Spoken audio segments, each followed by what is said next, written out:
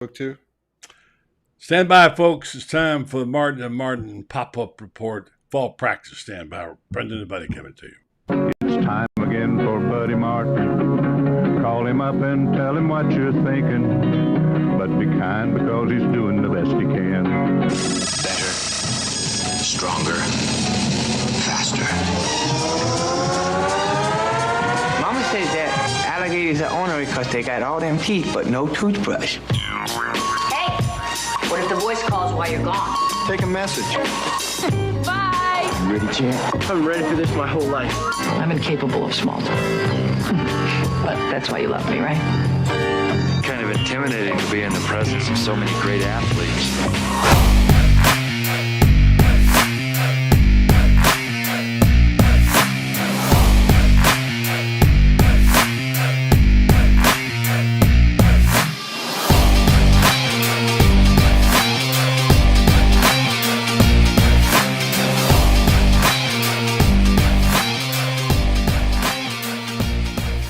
Well, good morning, good afternoon, good evening, whatever it is. It's a Sunday. It's after 12. And of all things, here are the Martin boys back again. Brenden off the road, being in Gainesville. Me trying to get something caught up at home here. And Hey, this is just Celsius before anyone asks, okay? I've been up late working, okay? It's not alcoholic, okay? Just so you calm down. I'm not day drinking, okay? Just want you to know that, Dad. You might be day drinking. it's water. Oh, sure, Gator sure. Gator bait. Sure, sure. it's Gator water. bait. See a gator bait right there? You know what that is? Yeah. Gator bait? Yeah. I So- do. We're going to talk a lot about that here next week here because people get involved with this whole thing. So that sound okay to you, buddy? You sound perfect. Perfect. Yeah. All right. Well, let's see. So, sound perfect. And we're going to be with you for a little bit here to catch up on a few things. A few folks are finding us. I'm surprised anybody is. This is unannounced, unscheduled, just us talking ball. And we had a lot of comments yesterday. Brenden spent a good part of the day in Gainesville at the practice report. I held down the fort back on this end doing things. And Eating have- bonbons.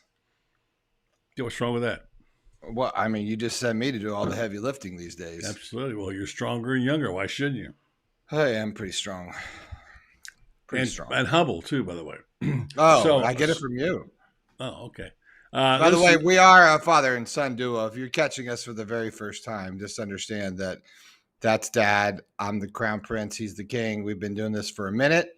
And if you're watching on YouTube, hit the subscribe button. It helps us out trying to get to 1,000 subscribers. If you're watching on Facebook, are we streaming on Facebook, buddy?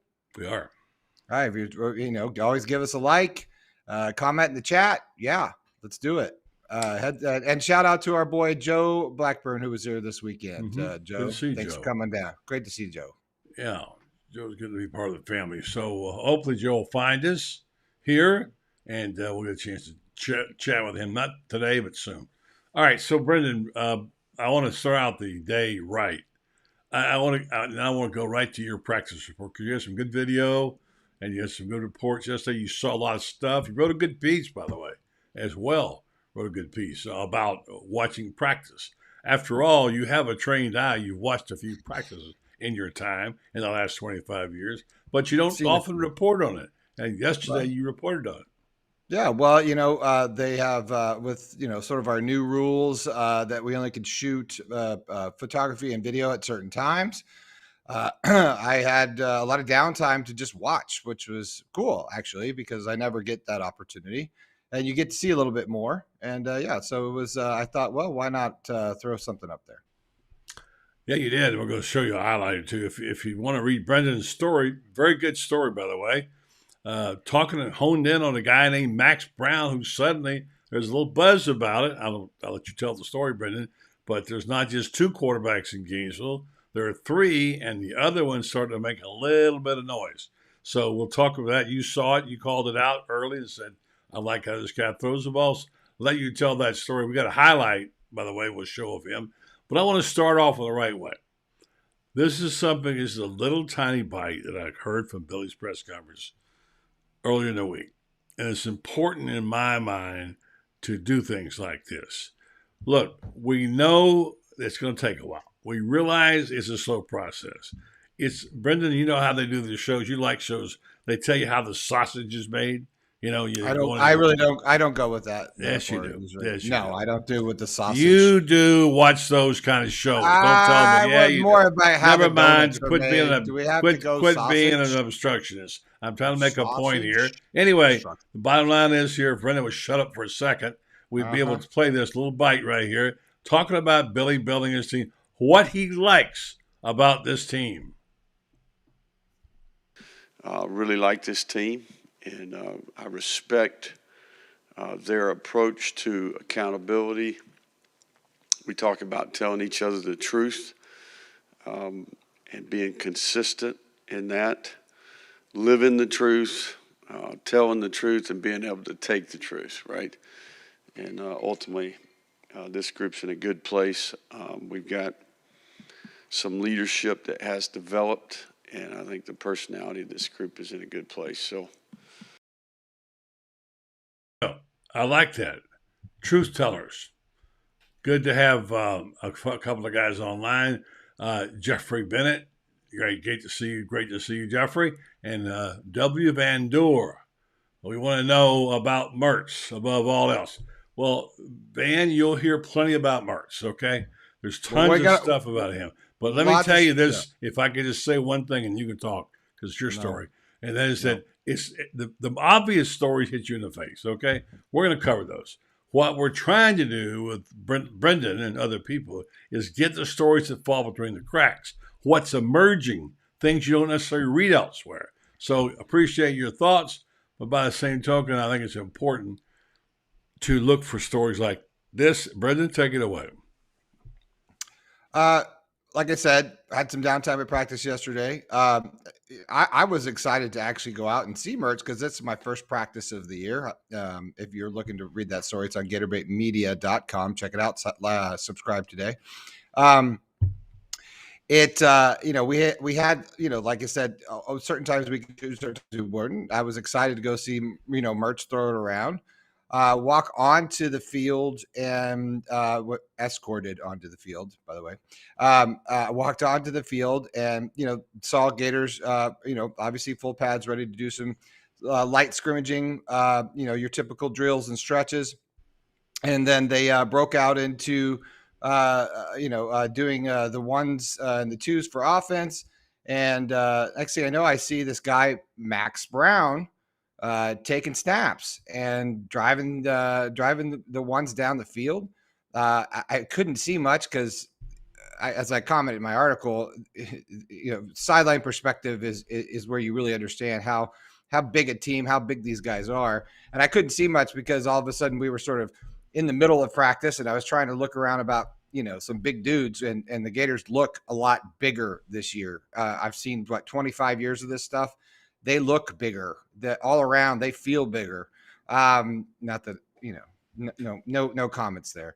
But anyway, all of a sudden I look around, is little fade route right into the end zone. Well touched pass for a touchdown, and I thought to myself, "Oh, that was a nice pass by Mertz." And then all of a sudden I see this back of a jersey. It says Brown, and they're wearing number 17. And these black curly cues flipping out the back.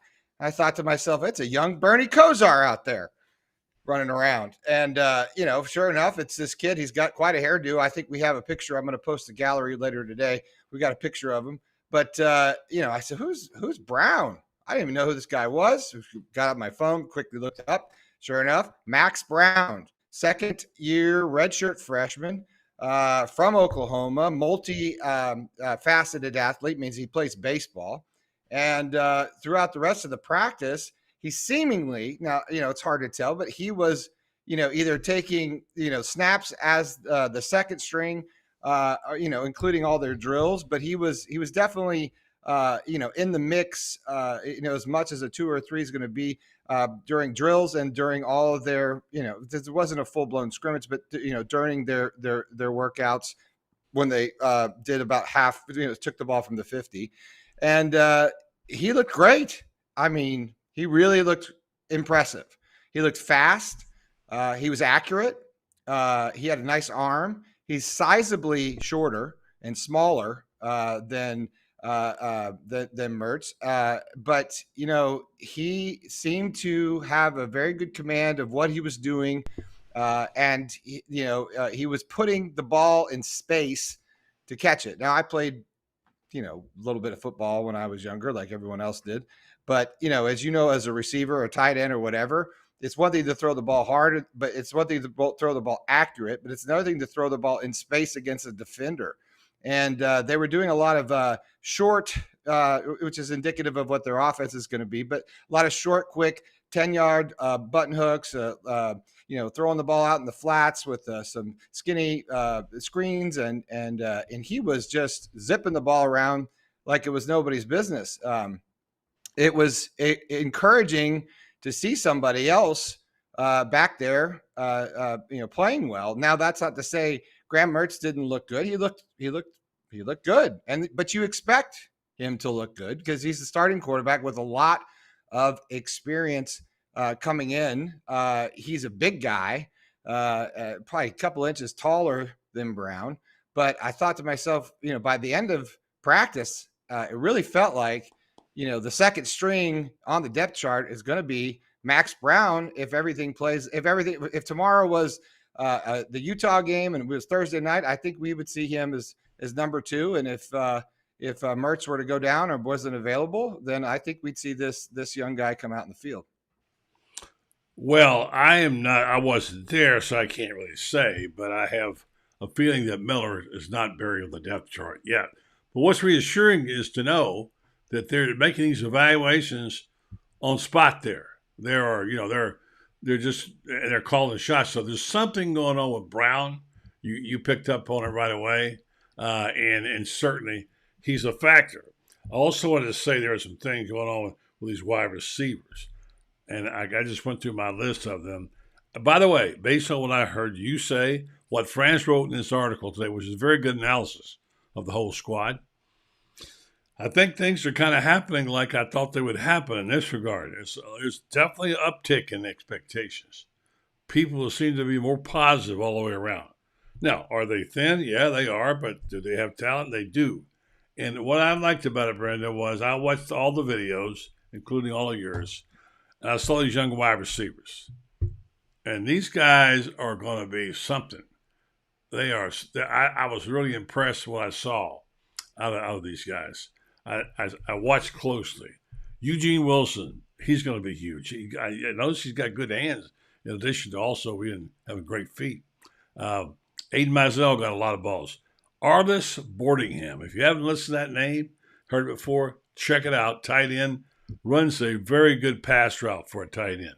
I have to get my boy on that bench troop and get it evaluated. Andy Jean, the freshman, is getting a lot of props.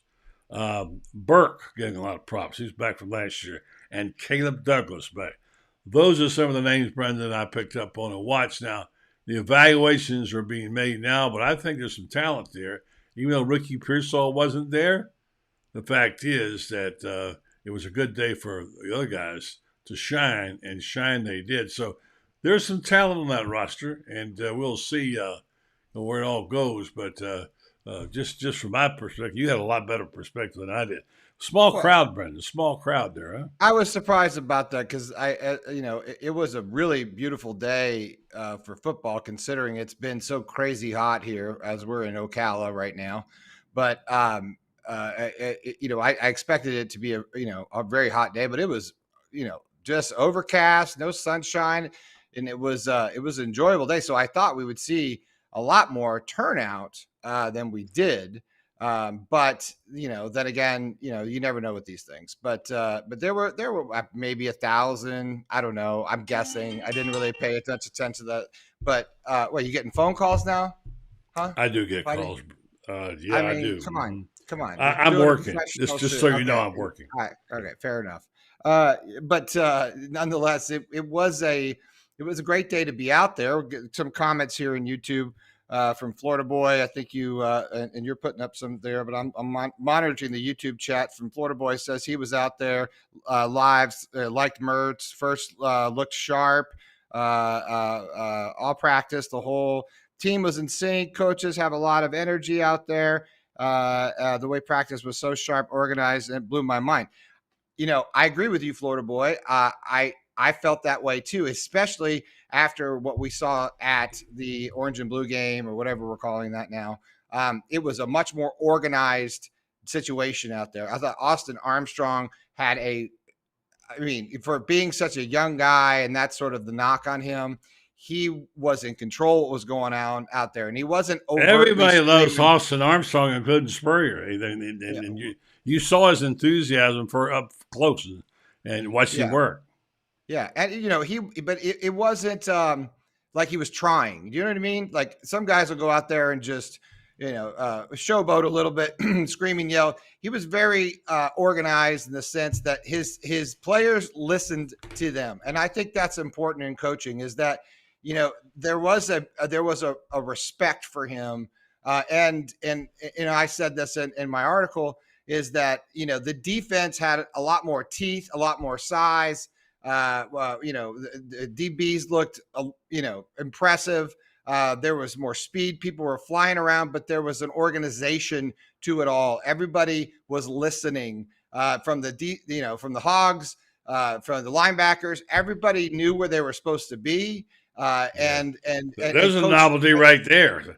But if you play football or you watch enough practice or whatever, because it's quick. It's like everything's in quarters, like 15 minutes. Then bam, you got to know where you got to go next, and then you're doing drills, and then bam, you're back to lining up and doing some scrimmages. Yeah. And everyone seemed to know where they were going, where they were supposed to be, and there was excitement out there, and I haven't seen that. I didn't see a lot of that last year. That's for sure.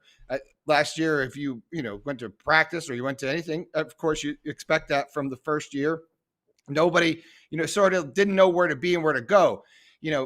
We all know Billy Napier is an incredibly organized person. He literally takes notes on everything he does day to day for years on end. And then he goes and, he's always retooling.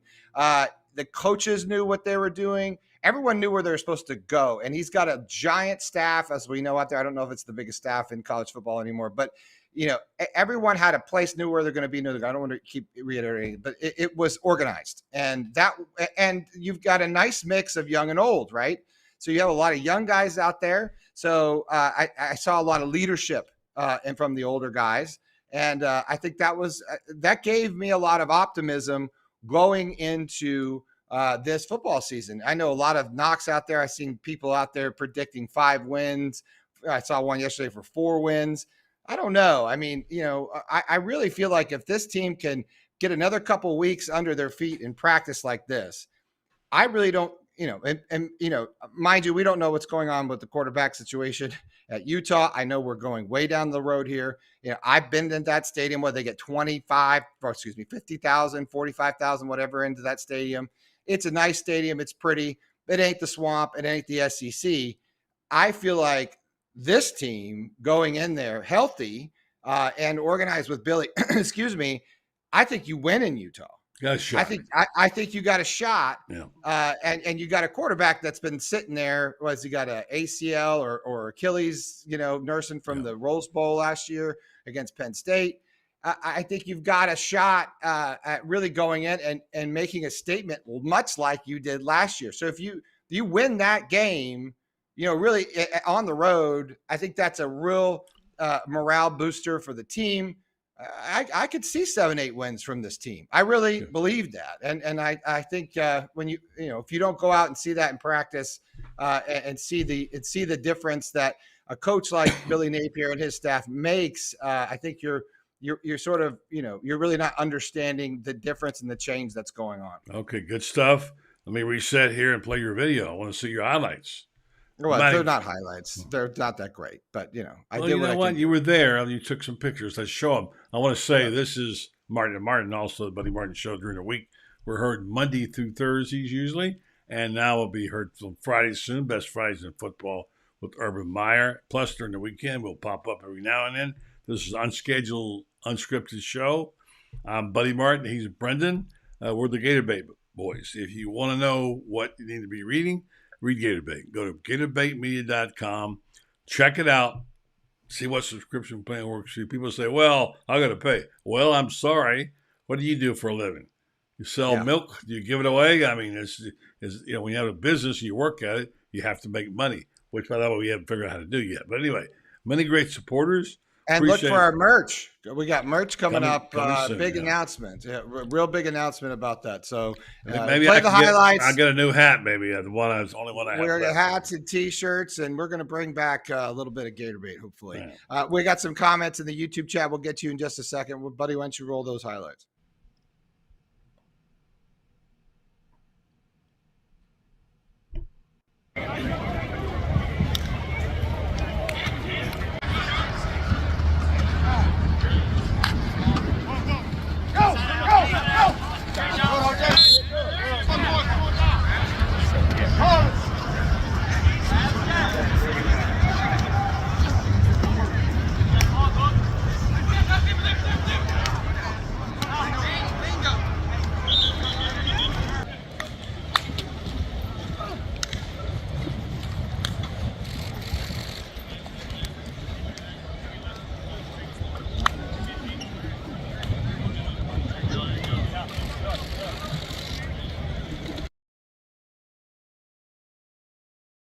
Well, we just saw a couple of snaps from Max. This was Max Brown. Obviously, we didn't. Number 17. This is the story. So we didn't. Like I said, this is not highlights of the whole practice. But we just saw him throwing it around. Buddy, you played quarterback. Buddy, you obviously know. I mean, there's nobody that knows more, and I mean that in all sincerity. Nobody knows more about the game of football I've ever met than you. And not to mention, quarterbacks. And I mean, at the very last, I guess the last throw that we saw there, you see that little touch he has on the ball, that soft sound when they catch it, and he throws it in space so they can turn and run. It's not behind them, it's away from the defender. Comment on that a little bit. Well, what I like to see in a quarterback is poise.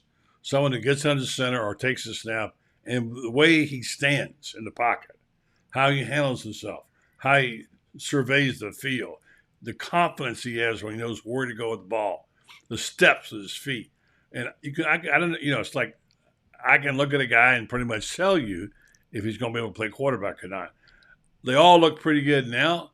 Where they get those 350-pound guys chasing them around, we'll see. Like Steve Spurrier says, number one quality of a quarterback, got to have courage. So Max Brown's getting a lot of talk. I'm standing by my word that Graham Mertz is going to be the man. Oh yeah, I don't know about Jack Miller, and I'll tell you why. The people I trust and know who've seen him, who played the game or coached the game, tell me that Mertz is the real deal. Okay, till he proves he's not, then he is, in my opinion. No question. And by no means am I saying he's, this kid's vying for the starting position by any means. It is Graham Mertz's show, and I'm excited to see him. I like the size of Graham Mertz. He's a big dude, right? You see him out there, and 6'2". But he's strong. I mean, he's strong. I mean, it looks like he's been lifting. It's a big difference than when he reported. When he first got on campus. He just looks like, and Napier talked about that, earlier press conferences, a lot, in the very first one this year where, guys' body percentage, fat, blah, blah, blah, blah, blah. But, I kind of thought that was just a lot of fanfare. There's no question that guys have been working out. I love the story what I read the other day is that, the difference in what was it? Was it Austin Armstrong? No, not Austin, excuse me. Your interview that you had on the other day with Barber, right? Austin Barber. Austin Barber, yeah. Left tackle. Yeah, just talking about the ability to be able to purchase food that's not, McDonald's, right? Being able to go in and buy shrimp and chicken and things, on your own outside the training table to, take care of yourself, because now they have a little bit of money in their pocket. I thought that was sort of fascinating to. Well, they kind of need to thank Derek Wingo for some of that because he was one of the first ones that stood up and talked about they had no place to park their cars. They're constantly getting tickets, because they had no place to park their cars. Their food there was no regimen. They couldn't get good food when they wanted it. And he went to Billy about it. And Billy did something about it immediately. You just don't get parking places that easily. I mean that took a Not lot. in Gainesville. Well, I mean on campus, you never, although 100 No. years about it, been around there. But then he also got their meat, their nutrition taken care of, and of course the new facility now is killing it. Well, But so those are all things. By the way, Wingo is becoming quite a leader. From hearing Billy talk about him, he's going to be a starting linebacker if he can get well. And this kid has got character coming out of his ears. And you're going to be hearing about Derek Wingo as a leader and a guy who can really help this team get better. Because leadership is what you need. And they're looking for leaders right now. I got a couple of comments here in the YouTube chat. Tracy Curry, Max is definitely second string. I saw him more with the second teams than Miller. We looked good. Glad I got a lot of opportunity to go see them. I agree, Tracy. I think we just sort of commented on that, but I think that's a great comment. It's Florida boy. I'm not blowing you off. Just want to give everyone an opportunity here. Rob S. Any concern about the O-line? From the clips I watched, Mertz didn't have a lot of time. What clips? Well, there's a lot of clips out there. Oh, if you don't have a spring game, throw it out the window. That doesn't even matter. No, I think there's a lot of clips from yesterday out there. In fact, we're running a YouTube short. They're going to be just fine there, and they're also to remember he'll have excellent protection on the blitz from the running backs. Yeah. So he'll be just fine on that. Well, and we actually ran a YouTube short yesterday. I think I got his name wrong. I didn't mean to. I was real tired, but I think offensive line and defensive line, we're seeing a sizable difference, and we're seeing a coaching difference. And I think we're going to be fine there size wise. It seems to, like I said, it's a lot of focus on fundamentals, stuff you didn't see with the Mullen era, right?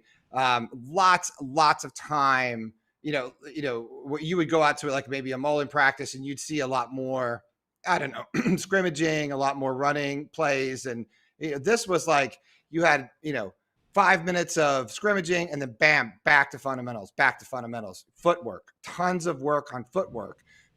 Don't step in the bucket. For a defensive line coming against, an offensive guard, rip moves when you're coming in, to get free in space, tip drills. You see linebackers working on karaoke. Sorry, I didn't a lot of sleep last night, but doing a lot of footwork that I would see maybe in like my daughter's soccer tournament. Speaking of soccer, the U.S. women got eliminated today by Sweden. Yeah, I saw that. Penalty kick. Yeah. Penalty kick. I hate PKs.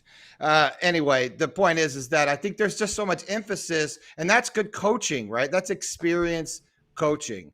And I think that's really important when you got big guys up front, that you got to get these guys to learn how to tiptoe a little bit, right? And I think you're seeing that on the offense and defensive line. And these guys, like I said, they're big, but they're agile and they're strong. And it was exciting. I really left there feeling excited yesterday. Good. There's a buzz going on. Now we're going to take a few questions, especially for Brenden, because he was at the workout yesterday. Go ahead and light him up there and ask him. I also want to talk about something going on in college football, which is concerning a lot, and we all know about it, is the implosion of conferences and the expansion of teams. And maybe you have to ask the question, are they overexpanding? Is it causing a geographical nightmare? And the answer is yes. And one guy spoke up on that. I don't have the soundbite. Eli Drinkwitz, not a guy I often quote, but he talked about it. I want to talk about that too as well. But first, Brenden, remind him, you had a question about Mertz, first of all. Somebody asked a question, it wasn't. So, I don't see that chat. Yeah, well, it's right here. He says, Brenden, you got to get a few size 8 caps. Don't worry. Wait a minute. I need 2 out of 4 extra large 4X shirt. Trying to get a little business here done here. All right. That's from Van Der. I feel you. We're going to get it taken care of. I got this whole thing working on. That's why I've been working late this weekend. We're going to have stuff. And by the way, W. Van Der, I hope I'm saying that right. Respect. Buddy's a size 8 cap. Okay. So we're going to have. So I'm 7 3/4. We're going to have some big and tall stuff because I'm 6'4". So we're going to have all that stuff going on. It's going to be awesome. We're going to have a big rollout next week. Don't worry. It's going to be drop ship quick, no waiting, no other that stuff. We're going to get your stuff. You're going to have it for the season. It's going to be exciting. I got you covered. I promise. What was the other stuff about? You said Mertz? I wanted to talk about the problem they're having. I've got a column I'm working on. This is going to be heresy. Don't fall off your chairs, folks. I know you're going to be mad at me when I say that. But you know what? It's time to consider FSU as an SEC team.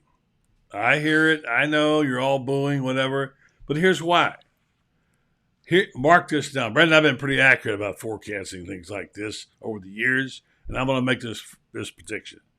What they're going to wind up with all these conferences spread all over the United States. And you've been following the Pac-0 now, Pac-12, it's imploded, gone.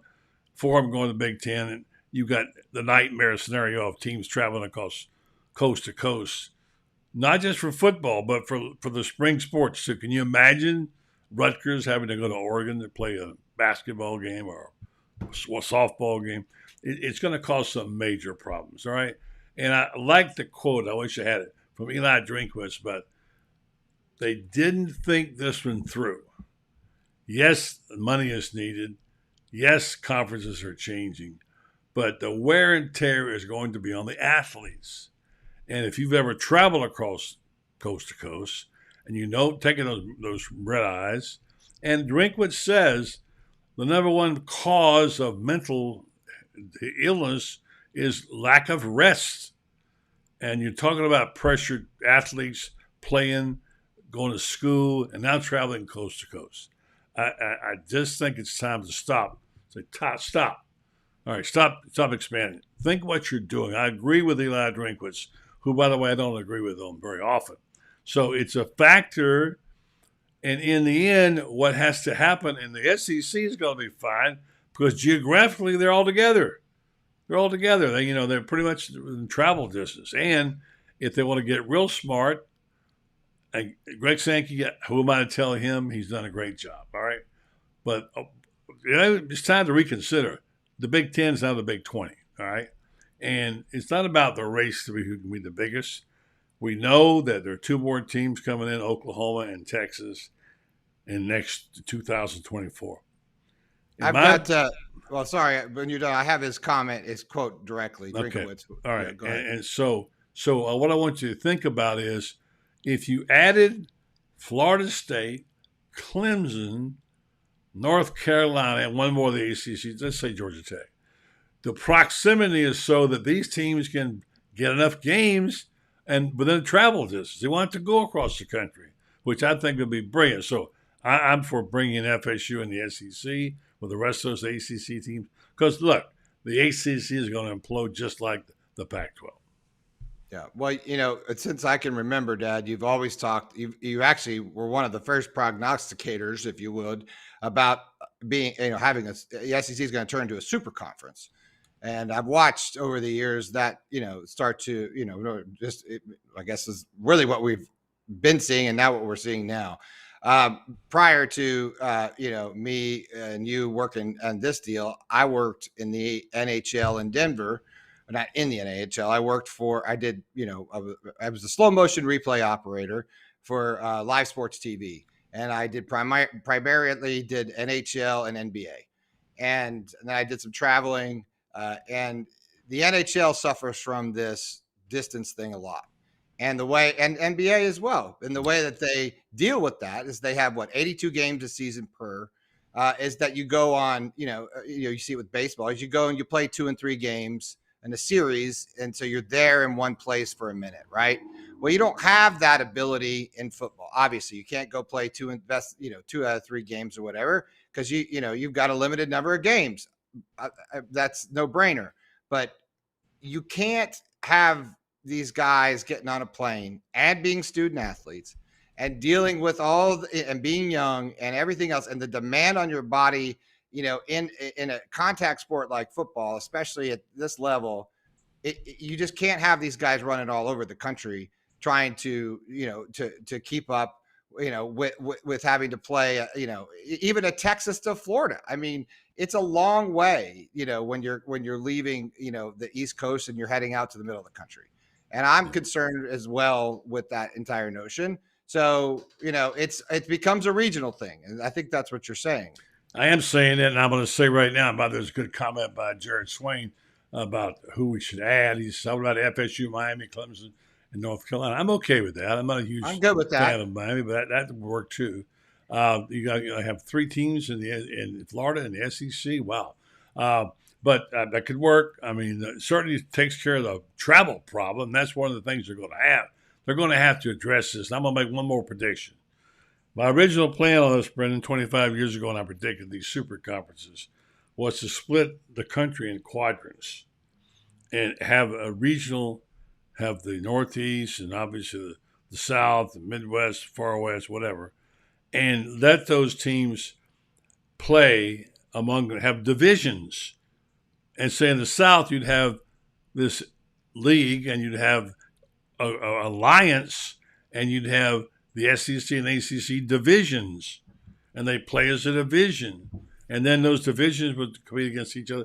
Point being that you could play all of your games in your region, in your geographical region. Just a thought. Think about that. But yeah, all right, couple more, and then we'll let you go, Brenden. Well, we got from YouTube. We want to make sure that we're getting to everybody too. Yeah, Megan is on right now. She's up. Yeah, well, and Rob S says FSU will become South Carolina in the SEC. Let them come. Yeah, not a bad comment. Yeah, I think sure. SEC adds Clemson, FSU, Virginia Tech, and Georgia Tech. Good work. Good work. Beg and Megan, we are headed for another 6th and 7th season. Book it. Mertz ain't the dude, and neither is Billy. Well, we need to talk to Beg and Megan a little bit. Were you at practice yesterday? Because did you? I mean, were you there? I'm just asking. And if you were, respect. And you're entitled to your opinion. I think it's fine that we're all about informed opinions here. But I think if you are following this year's 2023, you're following Billy Napier to the level that we are, because we're not just doing YouTube shows here, folks. We're daily blogs. We're at GatorBaitMedia.com. We've got a staff of 6 journalists that cover the team on the regular, beat writers, boots on the ground. We're in Gainesville and Ocala. We hear all the things that we can't even say sometimes. And I'm telling you, you could book it that this Graham Mertz is a lot better than you think, according to guys like a la Urban Meyer. And if you want to hear that, Shane Matthews, go listen to one of the shows on YouTube, one of our previous shows that Buddy interviews Urban Meyer, and he says that very thing, which is kind of a prelude to upcoming podcast that on this channel that's called Best Fridays in Football, where Urban Meyer comes in, and I know, like him or hate him, whatever you think, fantastic interviews about recruiting, how recruiting works, how coaching works. And, he liked Graham Mertz because he wanted to pick him up. So, and Steve Spurrier, that guy, SOS, he likes him too. So let's have the comments. I'm going to break off. There's a bunch of comments here. I might suspect Megan of being a mole, but she's wearing Gator blue. So here we go. Rip off these comments real fast. Cam Hartung has a comment. Afternoon, fellas. What's up, Cam? 10-10 being better. And how do you think the Gators are compared to last year's team? Good guy, by the way, Cam. We think they're better. We don't know yet how that's. I picked them to win 7 or more games. Ron Feliciano says, no way we're going to win 7, maybe 8. Ron and I are thinking alike there. I think I'm right in that. I'm right in that wheelhouse. Yeah. And then finally, Van Duer again. I wonder about TV. Be a match scramble for prime time. Sure, we can go all the home games and what will. Yeah, that's going to be an issue.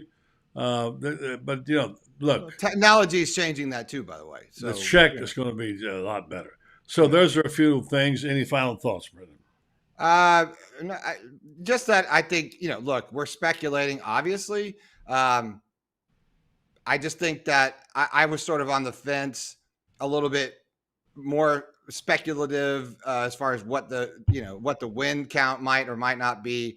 But after going really sitting there for 3 hours yesterday in practice and sitting on the sideline and we didn't even share all the highlights. I'm going to try to get some more YouTube shorts out there, so check it out. I really feel like that this team is a lot better than people think, and that's been sort of the I think